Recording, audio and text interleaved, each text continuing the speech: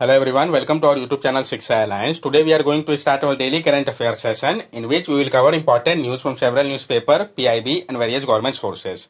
So let's begin our session. Our first topic is Mega Oil Refinery and Petrochemical Project Ratnagiri Maharashtra. तो जो mega oil refinery और petrochemical project है रत्नागिरी महाराष्ट्र का, इसके बारे में हम जानेंगे. इंपॉर्टेंट टॉपिक है.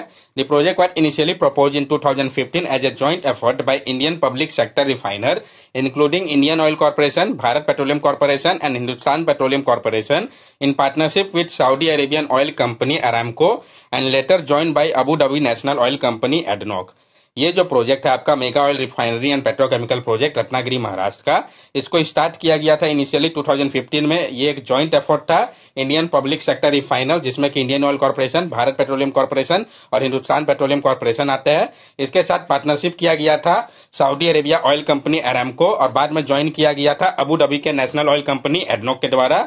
ये जो रिफाइनरी प्रोजेक्ट है महाराष्ट्र के कोंकण बेल्ट रत्नागिरी डिस्ट्रिक्ट में है, जिसको चैलेंज का सामना करना पड़ रहा है डिले के कारण, लेकिन ये काफी ज्यादा इंपॉर्टेंट है इंडिया के लॉन्ग टर्म एनर्जी स्ट्रेटेजी के कारण. कोंकण बेल्ट के बारे में हम जान ले. It is a coastal plain in western India that extend along the western coast of Maharashtra, Goa and Karnataka. जो कोंकण बेल्ट है आपका, ये कोस्टल प्लेन है जो कि वेस्टर्न इंडिया में पड़ता है. ये आपका एक्सटेंड करता है जो वेस्टर्न कोस्ट है आपका महाराष्ट्र, गोवा और कर्नाटका के एरिया पे. The Konkan is a narrow lowland that only about 50 km wide. It is bounded by Western Ghat mountain range to the east, Arabian Sea to the west, Daman Ganga river to the north and river Afghani in the south.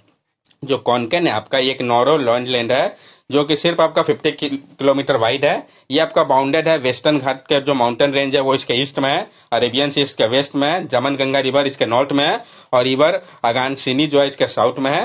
ये यहाँ पे आप देख सकते हैं जो project की बात कही गई थी, तो जो इंपॉर्टेंट इसका प्लेस है कहाँ कहाँ सब यहाँ पे दर्शाया गया है.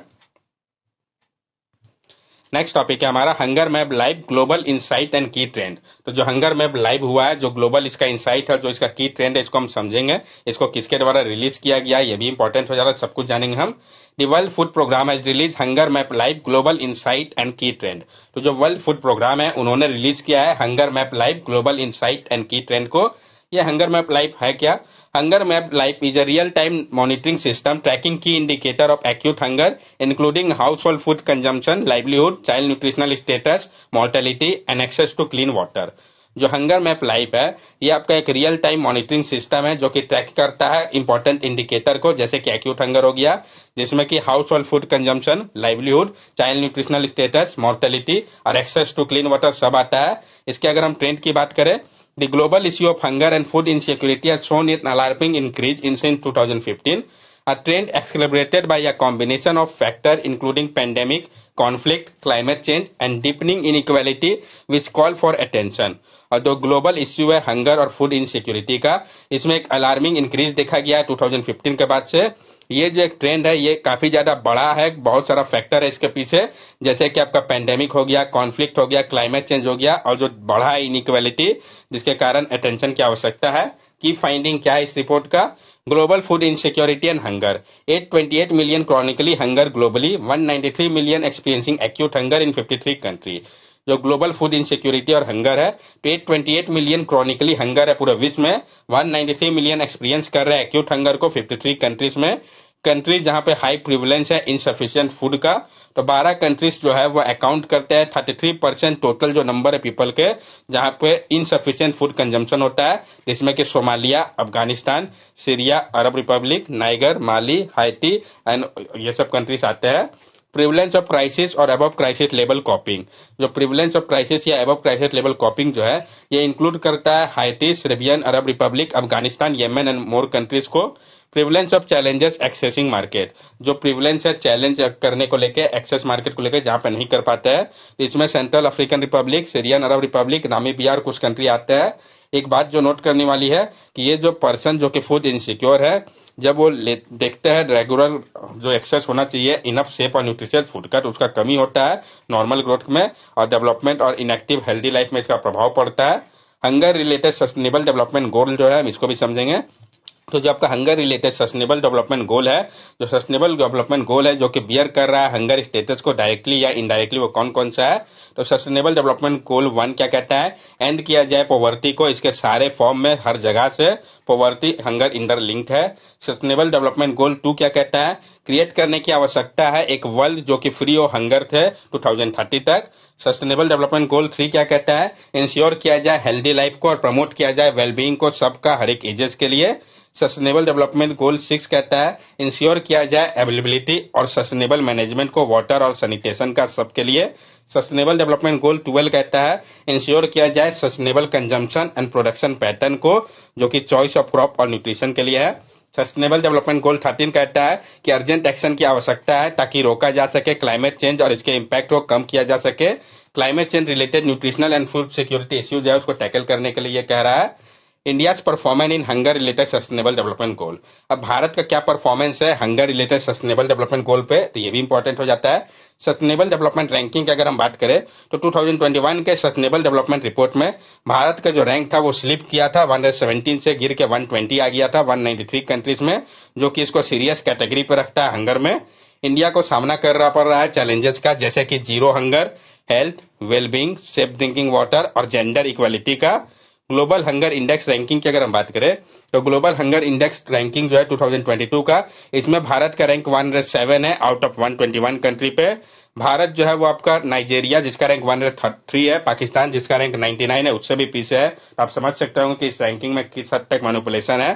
Food security and mall nutrition, तो जो ये state of food security and nutrition in world report 2022 है, इसके अनुसार कि भारत जो है वो होम है 224 मिलियन अंडर नूरिश पीपल का। ये सारे इनिशिएटिव जो कि लिंक है integrated child development service programme से, मिड डे मील स्कीम से 1995 से, पोषण अभियान से, उसके बावजूद भी भारत को सामना करना पड़ रहा है high rate of mall nutrition का।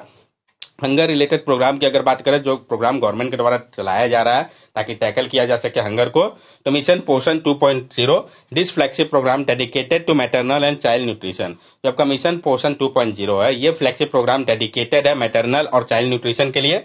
National food security act 2013 zero hunger programme जो आपका ये स्टार्ट हुआ था 2017 में ताकि इंप्रूव किया जा सके एग्रीकल्चर, हेल्थ और न्यूट्रिशन को। ईट राइट इंडिया कैंपेन हो गया, फूड फोर्टिफिकेशन और फोर्टिफिकेशन ऑफ राइट्स, और पीएम गरीब कल्याण अन्न योजना, ये कुछ स्कीम है जो कि गवर्नमेंट के द्वारा चलाया जा रहा है हंगर रिलेटेड इश्यू को टैकल करने के लिए। इससे हम क्या कंक्लूजन निकाल सकते हैं कि आगे बढ़ते हुए जो इफेक्टिव इंप्लीमेंटेशन है इन सब प्रोग्राम का और पूरी तरीके से अच्छे से आइडेंटिफाई करके वल्नरेबल पॉपुलेशन को मदद किया जा सकता है भारत को परफॉर्म करने में बेटर हंगर रिलेटेड गोल को लेके, और अचीव किया जा सकता है जो टारगेट है जीरो हंगर का, अगर भारत इस पर अच्छे से इंप्लीमेंटेशन करे तो। नेक्स्ट टॉपिक है हमारा project to revive ancient maritime trade route. तो हम जानेंगे जो प्रोजेक्ट की बात कही जा रही है ताकि रिवाइव किया जा सके एंशिएंट मैरीटाइम ट्रेड रूट को।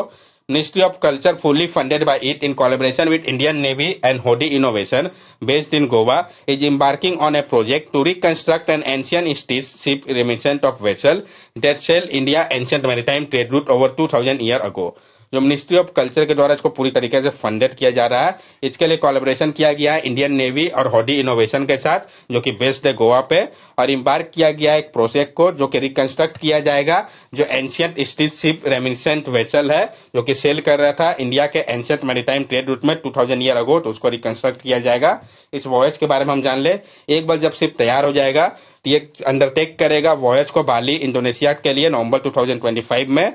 ये कैरी करेगा जो क्रू है 13 इंडियन मेंबर्स का कटक ओडिशा से। ये जो वॉयज है इसका मकसद है कि ऑनर किया जा सके इंडिया के ओल्ड मैरीटाइम ट्रेड रूट को, और ये पार्ट होगा ब्रॉडर एफर्ट का ताकि रिवाइव किया जा सके और सेलिब्रेट किया जा सके इंडिया के मैरीटाइम हेरिटेज को। ये जो प्रोजेक्ट है इसका मकसद है रिवाइव करना इंडिया के मैरीटाइम हेरिटेज को और कल्चर कनेक्शन को दूसरे कंट्रीज के साथ।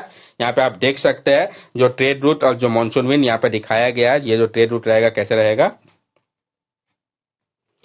अब प्रोजेक्ट मौसम के बारे में भी हम जान लें, तो प्रोजेक्ट मौसम is a culture initiative led by ministry of culture and implemented by Indira Gandhi national centre for art new Delhi. It aims to showcase a transnational mixed root, natural and cultural heritage on the World Heritage List. The project explore monsoon pattern, culture route and maritime landscape in the Indian Ocean region.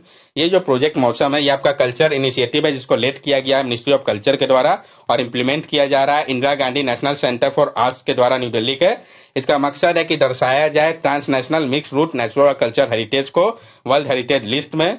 ये जो project है ये explore कर रहा है monsoon pattern को, culture root को और मैरीटाइम लैंडस्केप को इंडियन ओशियन रीजन के लिए। Its goal include understanding the historical impact of monsoon, wind or interaction, share knowledge system and culture exchange among coastal center. इसका मकसद है कि इंक्लूड किया जाए जो हमारा समझ है हिस्टोरिकल इम्पैक्ट को लेके मानसून का, इंटरेक्शन का, शेयर किया जाए जो नॉलेज सिस्टम और कल्चर एक्सचेंज है दूसरे कोस्टल सेंटर के साथ।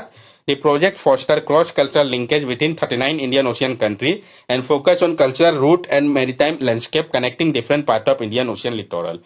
और ये जो प्रोजेक्ट है इसका फोकस है कि क्रॉस कल्चर लिंकेज किया जाए 39 ओशियन कंट्रीज के साथ और फोकस हो जो कल्चर रूट है, मैरीटाइम लैंडस्केप है जो कि कनेक्ट कर रहा है अलग अलग पार्ट को इंडियन ओशियन लिटोरल का, जैसा कि हम लोगों ने पहले ही मैप में देखा था अभी। नेक्स्ट टॉपिक हमारा अमृत वृक्ष आंदोलन। पीआईबी के मुझे इंपॉर्टेंट हो जाता है तो हम जानेंगे अमृत वृक्ष आंदोलन के बारे में, किस स्टेट के द्वारा चलाया गया है, क्या है, सब समझेंगे। Assam government organized a campaign called Amrit Vriksh Andolan aimed at increasing the state green cover by planting sapling primarily of commercial tree. जो असम गवर्नमेंट है उन्होंने ऑर्गेनाइज किया था एक कैंपेन को जिसका नाम था अमृत वृक्ष आंदोलन। किसके द्वारा किया गया? असम गवर्नमेंट के द्वारा। इसका मकसद है कि इंक्रीज किया जाए स्टेट के ग्रीन कवर को प्लांट करके सैपलिंग को और मेनली इसमें फोकस होगा कमर्शियल ट्री के ऊपर। ये जो कैंपेन है इसका मकसद है कि अचीव किया जाए 9 वर्ल्ड रिकॉर्ड को इस मैसिव ट्री प्लांटेशन ड्राइव के दौरान। The primary objective of the campaign was to plant 1 crore sapling across Assam, involving thousands of people from various regions of the state. Assam government intend to plant 8 crore sapling in 2024 and additional 10 crore sapling in 2025. अब main objective है इस campaign का कि plant किया जाए 1 crore sapling को पूरे असम में, जिसमें कि इन्वॉल्व किया जा रहा है थाउजेंड्स ऑफ पीपल को अलग अलग रीजन के स्टेट का। असम गवर्नमेंट का मकसद है कि वो प्लांट करे 8 करोड़ सैपलिंग को 2024 पे और एडिशनल 10 करोड़ सैपलिंग को 2025 पे। नेक्स्ट टॉपिक है हमारा unified portal for agriculture statistics. तो हम जानेंगे जो यूनिफाइड पोर्टल की बात की जा रही है एग्रीकल्चर स्टैटिस्टिक के लिए, इसके बारे में पीआईबी के न्यूज इंपॉर्टेंट हो जाता है। Unified portal for agriculture statistic was officially launch recently. जो आपका यूनिफाइड पोर्टल है एग्रीकल्चर स्टैटिस्टिक का, इसको अभी हाल ही में लॉन्च किया गया है। This innovative platform is designed to revolutionize data management in India agriculture sector, addressing complex governance challenges. ये जो इनोवेटिव प्लेटफॉर्म है इसको डिजाइन किया गया है ताकि रिवोल्यूशनाइज किया जा सके डाटा मैनेजमेंट को भारत में एग्रीकल्चर सेक्टर के लिए और साथ साथ एड्रेस किया जा सके जो कॉम्प्लेक्स गवर्नेंस चैलेंजेस है उसको भी। The portal aims to provide real-time, reliable and standardized information, empowering stakeholder and facilitating more responsive and efficient agriculture policy. और ये जो पोर्टल है इसका मकसद है कि प्रोवाइड किया जा सके रियल टाइम, रिलायबल और स्टैंडर्डाइज इंफॉर्मेशन को जो कि एम्पावर करेगा स्टेक होल्डर को और फैसिलिटेट करेगा और ज्यादा रिस्पॉन्सिव और एफिशिएंट एग्रीकल्चरल पॉलिसी को। की पॉइंट की अगर हम बात करें तो ये जो आपका unified portal for agriculture statistic है ये एड्रेस करेगा इंपॉर्टेंट चैलेंजेस को एग्रीकल्चर डाटा को लेके, जिसमें कि इंक्लूड किया गया है lack of standardisation, verification, dispersion और डिफरेंट अपडेट फ्रीक्वेंसी को भी। It offers data standardization, advanced analytics, granular production estimate, commodity profile report and flexibility for user to prepare their own report. और ये जो है आपको ऑफर करेगा data standardisation, advance analytics, granular production estimate, commodity profile report और flexibility user को देगा कि वो प्रिपेयर कर सकते हैं खुद के रिपोर्ट को भी। ये जो आपको यूपैक पोर्टल है ये पार्ट है digital public infrastructure for agriculture का, जिसका फोकस है कि हार्नेस किया जा सके डाटा को ग्रोथ के लिए, ट्रांसपेरेंसी और एजिलिटी लाया जा सके भारत के एग्रीकल्चर सेक्टर पे। ये जो इनिशिएटिव है ये अलाइन करता है ई गवर्नेंस का प्रिंसिपल के साथ और इसका मकसद है कि इनहेंस किया जा सके डाटा ड्राइवन डिसीजन मेकिंग को पॉलिसी मेकर, रिसर्चर और स्टेक होल्डर के लिए एग्रीकल्चर डोमेन में। That's all for daily current affair session. अगर आपको हमारी वीडियो अच्छी लगी हो तो हमारे चैनल सब्सक्राइब करें, हमारे वीडियो को लाइक करें और ज्यादा से ज्यादा शेयर करें। These are our social media link. From here also you can stay connected with us and give us your valuable feedback. Thank you and have a nice day.